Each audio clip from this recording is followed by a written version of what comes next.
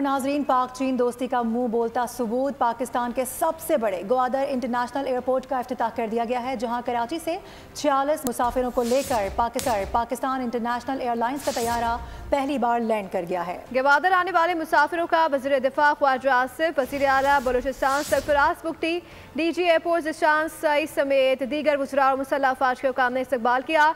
Landing के बाद तैयारे को रिवायती वाटर कैनन सल्यूट भी पेश किया गया।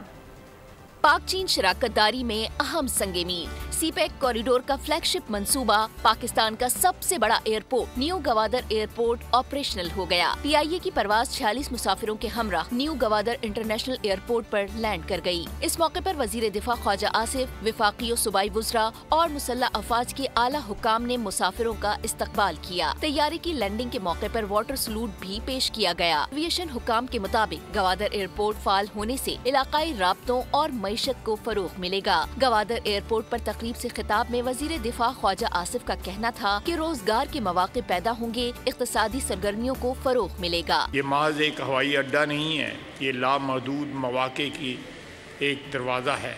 ये नया इंफ्रास्ट्रक्चर तिजारत और सियाहत को बढ़ाने में मदद फराहम करेगा, जिससे इक्तिसादी तरक्की और खुशहाली इस इलाके में और सारे पाकिस्तान के लिए मुयस्सर होगी। 430 एकड़ पर फैला एयरपोर्ट गवादर शहर से 26 किलोमीटर दूर गोरंडानी के मकाम पर कायम किया गया है। एयरपोर्ट का एक ही रनवे 3658 मीटर तवील और 75 मीटर चौड़ा है।